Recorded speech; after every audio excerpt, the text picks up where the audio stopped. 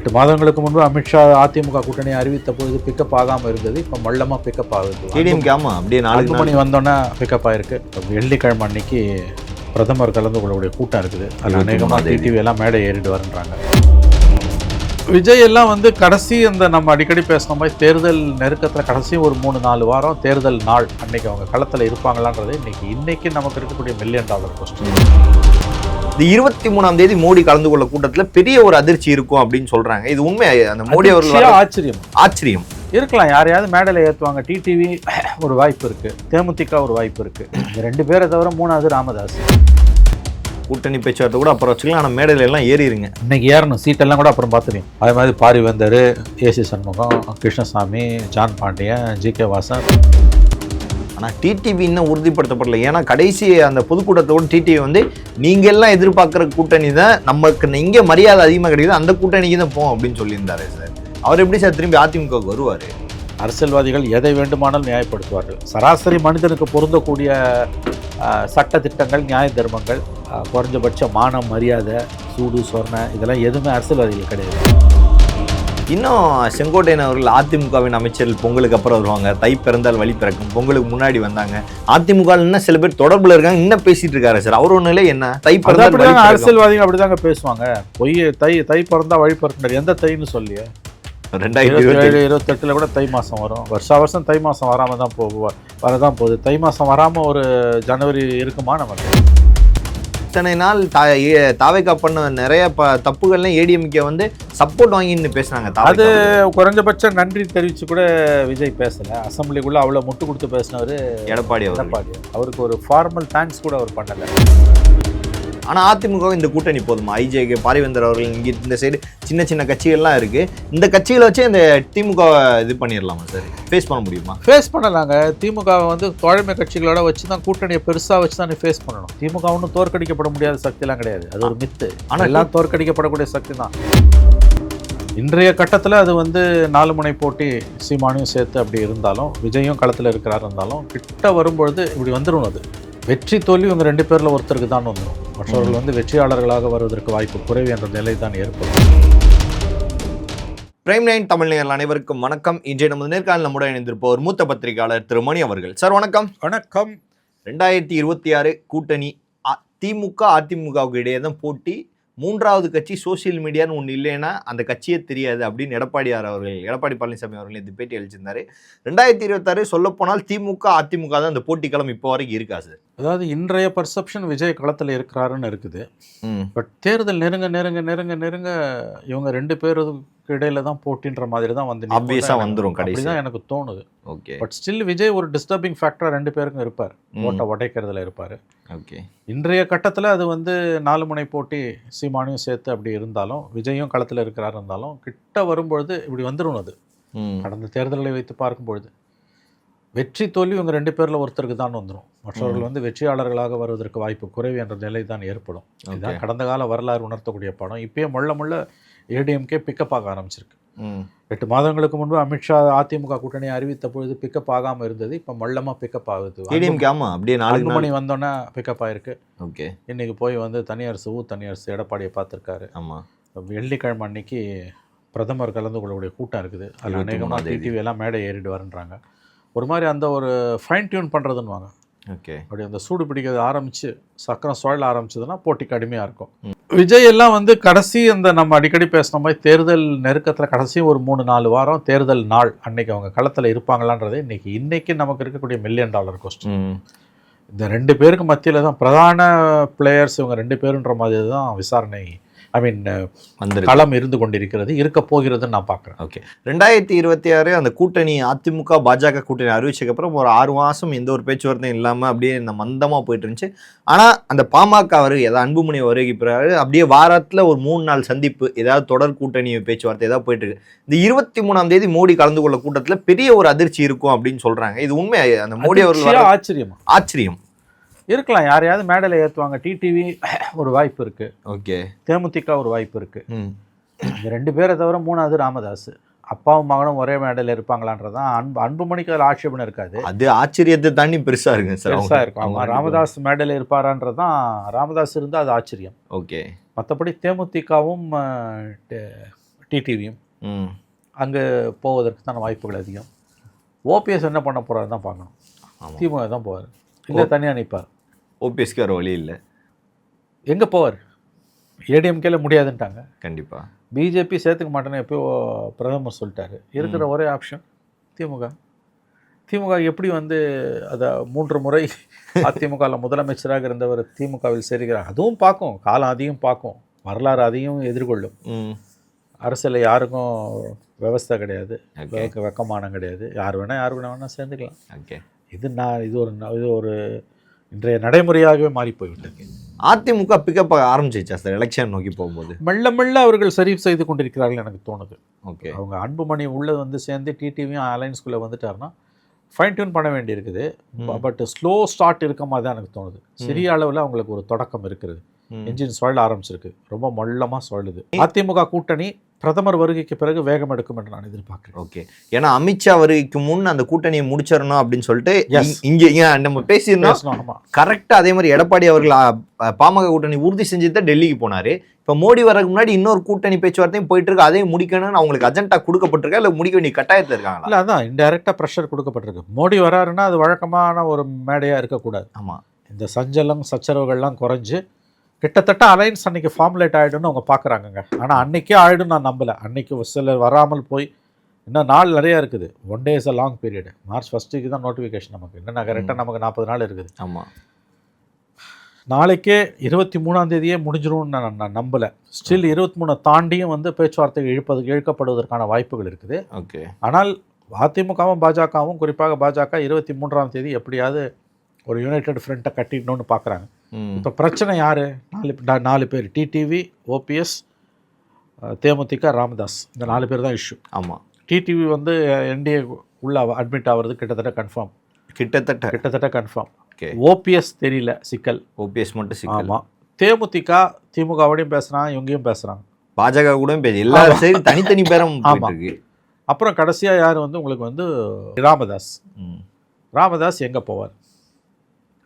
இது ஒன்னொன்னையும் அவங்க தனித்தனியாக பிஜேபி டீல் பண்ண வேண்டியிருக்குது. இது ரெண்டையும் சரி பண்ண வேண்டிய பொறுப்பு அதிமுக கொடுக்கப்பட்டிருக்கா, இல்லை பாஜக கொடுக்கப்பட்டிருக்கா? நான் அறிந்த வரையில் அது அதிமுகவிடம் தான் இருக்கிறது. ஏன்னா இது முன்னாடி அண்ணாமலை தான் அந்த கூட்டணி பேசினாரு. அமித்ஷாவுடைய உத்தரவுப்படி இந்த பொறுப்பு ஓகே தேமுதிகவையும் டிடிவியும் எல்லாம் உள்ளே கொண்டு வர. டிடிவிக்கு பின்னாலேருந்து பிஜேபி அழுத்தம் கொடுக்குது, நீங்கள் போய் சேர்ந்துருங்கன்னு. பட் தேமுதிக உள்ளே கூட்டின்னு வர்றது அதிமுகவோட வேலையாக தான் இருக்குது. அது ரொம்ப அதிகமாக டிமாண்ட் வைக்கிறாங்கன்றாங்க. அதனால் அந்த அளவுக்கு டிமாண்டை ஒத்துக்கிட்டு உள்ளே இழுக்க அதிமுக தயங்குது. அதிமுக ரெடியாக இல்லை. ஓட் பேங்க் அவங்களுக்கு பெருசாகவும் இல்லை அப்படின்றது ஒன்றுமே கிடையாதுங்க. நீங்கள் அது வந்து இப்போ இது அவங்க வந்து அதீதமான எதிர்பார்ப்புகள்னு சொல்கிறாங்க. அதனால தான் அதிமுகவே கொஞ்சம் அப்படியே வெட்டு விலகி அதை ஹேண்டில் பண்ணிகிட்ருக்காங்க.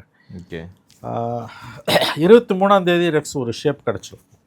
ஓகே, இப்போ பிரைம் மினிஸ்டர் கூட்டத்தில் அவங்க அதுக்கு நடந்தே தீரணும்னு பிஜேபியிடமிருந்து அழுத்தம் விழுவதாக அறிகிறேன். அது வெறும் அதிமுக பாஜக கூட்டணியை மட்டும் இருக்கக்கூடாது. கண்டிப்பாக வந்து கிட்டத்தட்ட எல்லா அலைன்ஸும் அங்கே வந்துடணும். ஒருத்தன் விடாமல் எல்லாரும் அன்றைக்கி வந்துடணுன்றது தான் பிஜேபியோட அழுத்தமாக, பிஜேபியோட மெசேஜாக இருக்குது. கூட்டணி பேச்சுவார்த்தை கூட அப்புறம் வச்சுக்கலாம், ஆனால் மேடையில் எல்லாம் ஏறிடுங்க. மேடையில் எல்லோரும் ஏறணும். ஓகே, அன்னைக்கு ஏறணும். சீட்டெல்லாம் கூட அப்புறம் பார்த்துருவோம். அதே மாதிரி Paarivendhar, AC Shanmugam, Krishnasamy, John Pandian, GK Vasan எல்லாரையும் மேடையில் ஏற்றி ஆகணும். அன்றைக்கி அன்புமணி ஏற்றி அவர் வந்துடுவார். தேமுதிக வந்துருச்சு, டிடிவி வந்துட்டாருன்னா ஃபைனல். ஆனால் டிடிவி இன்னும் உறுதிப்படுத்தப்படலை. ஏன்னா கடைசி அந்த பொதுக்கூட்டத்தோடு டிடிவி வந்து நீங்கள் எல்லாம் எதிர்பார்க்குற கூட்டணி தான், நமக்கு இங்கே மரியாதை அதிகமாக கிடைக்குது, அந்த கூட்டணிக்கு தான் போவோம் அப்படின்னு சொல்லியிருந்தாரு சார். அவர் எப்படி சார் திரும்பி அதிமுகவுக்கு வருவார்? யார் வேணால் எங்கே வேணால் போவாங்க. இது பாருங்க, அரசியல்வாதிகளை பற்றி பேசாதீங்க. விவசாய யாருக்கும் கிடையாது. அதிமுகவுக்கு உள்ளே போகிறதாங்க சிக்கல். என்டிஏக்குள்ளே போகிறதுல என்ன சிக்கல்? மொத்தமாக. ஆமாம், நாங்கள் என்டிஏல இருக்கோம், எடப்பாடி என்டிஏல இருக்குது. கருணாநிதி சொன்னார்ல, நாங்கள் பிஜேபியோட எங்கே இருந்தோம்? நாங்கள் என்டிஏல இருந்தோம், பிஜேபி என்டிஏல இருந்ததுங்க. எப்போ 4 வருஷம் பதவி அனுபவிச்சுட்டு நாங்கள் இருந்த கூட்டணியில் பிஜேபி எல்லா வளமான எல்லா காக்களையும் நல்லா அனுபவிச்சுட்டு கடைசியில் சொன்னார், நாங்கள் எங்கே பிஜேபியில் இருந்தோம், நாங்கள் என்டிஏல இருந்தோம், பிஜேபி என்டிஏல இருந்தார். அந்த மாதிரி அரசியல்வாதிகள் எதை வேணால் நியாயப்படுத்துவாங்கங்க. அரசியல்வாதிகள் எதை வேண்டுமானாலும் நியாயப்படுத்துவார்கள். சராசரி மனிதனுக்கு பொருந்தக்கூடிய சட்ட திட்டங்கள், நியாய தர்மங்கள், குறைஞ்சபட்ச மானம், மரியாதை, சூடு, சொர்ணம், இதெல்லாம் எதுவுமே அரசியல்வாதிகள் கிடையாது. ஓகே, அவங்க நிபந்தனை கட்சி அந்த கட்சியும் இல்லை, எல்லா கட்சியும் சேர்த்து தான் சொல்கிறேன். சராசரி மனிதனுக்கு, ஒரு சாமானிய மனிதனுக்கு அவனுடைய வாழ்க்கையில், ஒரு ஆணோ பெண்ணோ அவர்களுடைய வாழ்க்கையில் அவர்களுக்கு பொருந்தக்கூடிய சட்டதிட்டங்கள், கொடுக்கல் வாங்கல்கள், இது எதுவுமே அரசியல்வாதிகளுக்கு பொருந்தாது. அது ஒரு தனியே வர்க்கம் அது அரசியல்வாதிகள் என்பது. அதனால் அது அப்படி தான் நம்ம அதை புரிஞ்சுக்கணும். ஓகே. இன்னும் செங்கோட்டையன் அவர்கள் அதிமுகவின் அமைச்சர்கள் பொங்கலுக்கு அப்புறம் வருவாங்க. தை பிறந்தால் வழி பிறக்கும், பொங்கலுக்கு முன்னாடி வந்தாங்க. அதிமுக இன்னும் சில பேர் தொடர்பில் இருக்காங்க, இன்னும் பேசிட்டு இருக்காரு சார். அவர் ஒன்றும் இல்லை, என்ன தை பிறந்தால் வழி பிறக்கும். அரசியல்வாதிகள் அப்படிதாங்க பேசுவாங்க. பொய் தை பிறந்தா வழி பிறக்குறாரு. எந்த தைன்னு சொல்லியா? 2027-28 கூட தை மாதம் வரும். வருஷம் தை மாதம் வராமல் தான் வரதான் போகுது. தை மாதம் வராமல் ஒரு ஜனவரி இருக்குமா நமக்கு? இல்லை. இஷ்யூ என்னன்னா, செங்கோட்டையன் எதிர்பார்த்தது போல யாருமே போய் தாவேக்கால சேரல. இப்போ நீங்கள் நல்லா கவனிச்சிங்கன்னா தாவேக்கா தனிமைப்படுத்தப்பட்டிருக்கிறது. செங்கோட்டையனே தனிமைப்படுத்தப்பட்டார் சார். அந்த மாதிரி செங்கோட்டையனை விடுங்க, அது தனி நபர். தாவேக்கான்ற கட்சி இன்றைக்கு இன்னைக்கு வந்து முழுக்க டெம்பரரியாக கிடக்குது.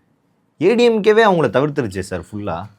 ஆமாம், இத்தனை நாள் தாவேக்கா பண்ண நிறைய தப்புகள்லாம் ஏடிஎம்கே வந்து சப்போர்ட் வாங்கின்னு பேசுனாங்க. அது குறைஞ்சபட்சம் நன்றி தெரிவித்து கூட விஜய் பேசலை. அசம்பிளிக்குள்ளே அவ்வளோ முட்டு கொடுத்து பேசினவர் எடப்பாடியார். அவருக்கு ஒரு ஃபார்மல் தேங்க்ஸ் கூட அவர் பண்ணலை. எடப்பாடியார் அவர்கள் கட்சியை சேர்ந்தவர்களே சொல்லியிருந்தேன். சசிரேகா அவர்கள் அன்னைக்கு நாங்கள் இல்லைன்னா கரூரில் நேரம் உங்களை இடம் தெரியாமல் இது பண்ணியிருப்பாங்க, நாங்கள் தான் உங்களுக்கு சப்போர்ட் வாங்கணும்னு சொல்லியிருந்தாங்களே சார். எடப்பாடியார் அவர்கள் பேசுனதுக்கு ஒரு நன்றி உணர்வே தாவேக்கா இல்லையா? இல்லையா, அவங்க அசம்பிளி உள்ள அவர் டிஃபெண்ட் பண்ணி பேசுறாரு. அவங்க என்ன பண்ணாங்க? எதுவும் பண்ணல, ஒன்றுமே பண்ணலையே. ஒருவேளை இவங்க தாவேக்கான்னு போய் நிற்கவும் அவங்க கெஞ்சுற மாதிரி ஆயிடுச்சுன்னு இப்போ எல்லாத்தையும் விட்டாங்களா சார்? அவங்க வர்றப்ப வரட்டு கூட்டணி யார் கூட வேணா நிற்கட்டு நிற்கிறாங்களா ஏடிஎம்கே? ஆமாங்க, முன்னால் போயிட்டே தானங்க இருக்கணும். நீங்கள் வந்து யார் வரான்னு காத்துட்டு இருக்க முடியாது. இப்போ ஒரு மாதிரி ஷேப் வர ஆரம்பிச்சிருக்கு. ரெக்ஸ் ஏடிஎம் அன்புமணி வந்துட்டாரு, தனியரசு பார்த்துருக்காரு. 23ஆம் தேதி பிரைம் மினிஸ்டர் ஃபங்க்ஷனில் டிடிவி வந்துட்டாருன்னா ஃபைன், முடிஞ்சு. நாங்கள் இதை வச்சு இதை வச்சு பார்த்துடலாம். ஓகே, சரி, நான் அதான் சொல்லலை, 4 பேர் தாங்க சிக்கல். டிடிவி, ஓபிஎஸ், தேமுதிக, ராமதாஸ். ஆமாம், ஒன்றொன்னா அவங்க பிளாக் பண்ணிகிட்டே வருவாங்க, கிளியர் பண்ணிகிட்டே வருவாங்க. புரியுது. இன்னொன்று, எல்லாரையும் திமுகவால் அக்காமடேட் பண்ண முடியாது. அப்போ பாதிக்கப்பட்டவன், கைவிடப்பட்டதான் நினைக்கிறவன் எங்கே போவான்? இங்கே தான் வந்தான். அதான் நடக்குது. ஆனால் நீங்கள் அன்றைக்கி சொல்லியிருந்தீங்களே சார், அன்னைக்கு மோடி வர வேண்டியது அமித்ஷா வந்தார். ஏன்னா விஷயம் இன்னும் முடியாமல் இருக்கும். என்னைக்கு மோடி வராரோ அன்றைக்கி எல்லா விஷயம் முடிஞ்சிருன்னு சொன்னீங்க. அதை தான் நான் இப்பயும் சொல்கிறேன். மேடையில் இன்றைக்கி சும்மா சாஸ்திரத்துக்கு வந்துட்டு 10-1-11 மீட்டிங்காக இருக்குன்னா மோடி வரமாட்டார். அன்னைக்கு ஒரு ஷேப்புக்கு வந்து ஆகணும். ஒருவேளை அன்னைக்கும் சில பேர் முரண்டு பிடிக்கிறாங்க, பிரச்சனை சிக்கலாக இருக்குன்னா பிஜேபி ரொம்ப அழுத்தம் போடாது, விட்டுருவாங்க. அன்புமணி இருக்காரு, எடப்பாடியார் இருக்காரு, தனியரசு, குட்டி கட்சிகளை ஏற்றி சமாளிச்சுப்பாங்க. அடுத்த ஒரு மாதத்துக்குள்ளே மற்றவங்களை இழுத்துட்டு வந்துடுவாங்க. முடிஞ்சால் 23ஆம் தேதியை மேடையில் ஏற்ற பார்ப்பாங்க. ஏற்றலைன்னா அது ஒன்றும் பெரிய பலவீனம் கிடையாது. நாள் இருக்குது. ஆமாம், எலெக்ஷன் நோட்டிஃபிகேஷன் வந்த பிறகுலாம் அலைன்ஸ் ஃபார்ம் ஆயிருக்குங்க. அதனால் இது ஒன்றும் பெரிய இஷ்யூவே கிடையாதுன்ற. புரியுது சார். ஆனால் அதிமுக இந்த கூட்டணி போதுமா? ஐஜேகே, பாரிவேந்தர் அவர்கள், இங்கே இந்த சைடு சின்ன கட்சிகள்லாம் இருக்குது. இந்த கட்சிகளை வச்சு இந்த திமுக இது பண்ணிடலாமா சார்? ஃபேஸ் பண்ண முடியுமா? ஃபேஸ் பண்ணலாங்க. திமுகவை வந்து தோழமை கட்சிகளோட வச்சு தான், கூட்டணியை பெருசாக வச்சு தான் நீ ஃபேஸ் பண்ணணும். திமுக ஒன்றும் தோற்கடிக்கப்பட முடியாத சக்திலாம் கிடையாது, அது ஒரு மித்து. ஆனால் எல்லாம் தோற்கடிக்கப்படக்கூடிய சக்தி தான். திமுக சந்தித்த படுதோல்விகளை எந்த கட்சியும் சந்திச்சது கிடையாது. திமுக அடைஞ்ச வெற்றிகளையும் எந்த கட்சிகளும் சந்திச்சது கிடையாது. எதிர்கட்சியாக இருக்கவங்க தங்கள் கையில் இருக்க எல்லா அஸ்திரத்தையும் பயன்படுத்துவாங்க திமுகவை, பிஜேபியை. ஆனால் 2019 இதே கூட்டணி தானே சார் இருந்துச்சு. அப்போ திமுக தானே வின் பண்ணுச்சு, அதிமுகவில் எதுவும் பண்ண முடியலையே. கரெக்டுங்க. இப்போ வந்து 5 வருஷம் அப்போ பவரில் இல்லை, இப்போ வந்து 5 வருஷம் பவரில் இருக்காங்க. 10 வருஷம் அதிகாரத்தில் இல்லாமல் இருக்கும்போது இருந்த அட்வான்டேஜ் இப்போ இருக்குமான்னு கேட்டிங்கன்னா அது மில்லியன் கொஸ்டின். அதுங்க 21 இருந்த அட்வான்டேஜ் திமுகவுக்கு ஏன் இல்லைன்னு நான் சொல்கிறேன்னா, 21 வந்து அதற்கு முன்பு 10 ஆண்டுகள் அவர்கள் அதிகாரத்தில் இல்லை. ஆமாம், அப்போ வந்து அவங்களுக்கு ஒரு அட்வான்டேஜ் இருந்தது. கருணாநிதி, ஜெயலலிதா இல்லை. அதிமுகவோட 10 ஆண்டு கால ஆட்சியோட அவலங்கள் மக்கள் மத்தியில் இருந்தது. இன்றைக்கி அந்த அட்வான்டேஜ் திமுக இல்லை. ஏன்னா கடந்த 5 வருஷமாக அவங்க தான் அதிகாரத்தில் இருக்காங்க. அப்போ மக்கள்கிட்ட போகும்போது, அதிகாரத்தில் இருந்துக்கிட்டு மக்கள்கிட்ட நீ போகும்போது, அதிகாரத்தில் இல்லாமல், அதுவும் 10 வருஷம் இல்லாமல் இருக்கும்போது போன அந்த அட்வான்டேஜ் இருக்காது. அதிகாரத்தில் இருந்துக்கிட்டு நீ மக்கள்கிட்ட போகும்போது உனக்கு ஒரு பெரிய டிஸ்அட்வான்டேஜில் தான் நீ போகிற. ஆமாம், அதுவும் எதிர்த்தரப்பில் அதிமுக வந்து ஒரு வலுவான கூட்டணியை கட்டமைக்குது, அல்லது வந்து அதிமுகவுக்கு இருக்கக்கூடிய ஒரு ஓட் பேங்க் இருக்குது. என்னதான் இருந்தாலும் அது மினிமம் 20% இருக்குது அதிமுக. ஆமாம்மா, தனியாகவே 20% இருக்குது. அது இன்னும் கூடி இருக்குமே வழியாக குறையாது. ஓகே, எனக்கு தெரிஞ்சு 22% வரைக்கும் அது போயிருக்கும். ஸோ நீங்கள் உங்களுக்கு 21 இருந்த அட்வான்டேஜை வச்சு இப்போ பேச முடியாது. கூட்டணி வலுவாக இருக்கணும். அப்படியே கூட்டணி வலுவாக இருந்தாலும் திமுகவுக்கு 21 கூட்டணி கட்சிகள் ஓட்டு டிரான்ஸ்ஃபர் ஆன மாதிரி இப்போ ஆகும்னு சொல்ல முடியாது. காங்கிரஸ் 3% நக்கல் பண்ணுறாங்க, நல்லது. ஆனால் அந்த 3% காங்கிரஸ் இல்லைன்னா திமுக வந்து தோல்வி அடையும். லாஸ்ட் எலெக்ஷன் வின் பண்ணதே அந்த 3% தானே. அதை வச்சு தானே நீ காங்கிரஸ் இவ்வளோ நக்கல் அடிக்கிறிய, காங்கிரஸ் இல்லாமல் திமுக ஜெயிக்குமா? முடியாது. இதை புரிஞ்சுக்கணும், இது தலைமைக்கு நல்லா தெரியும். ஓகே, அதனால அதிமுக இப்போ இருக்கிற கூட்டணி இன்னும் கொஞ்சம் வலுப்படுத்தினாலே போதுமா? குட்டி கட்சிகளை சேர்க்கணும். இப்போ தான் அவங்க பிஜேபி இருக்காங்க, பிஜேபி விட்டு வர முடியாதுங்க, அதில் சந்தேகமே வேணாம். வேற வழி இல்லை, வேற வழியே இல்லை. I have to swim together or sink டுகெதர்னு ஒன்றா நீந்தணும் இல்லை மூழ்கணும். மற்ற கூட்டணி கட்சிகள் எல்லாம் ஒன்று சேர்க்கும்போது பார்லிமெண்ட் எலெக்ஷனில் பிஜேபிக்கு எதிராக இருந்த மனநிலை அசம்பிளி எலெக்ஷனில் இருக்காது. அஃப்கோர்ஸ் மைனாரிட்டிஸ் ஓட் எப்பயுமே அதிமுக கிடையாது.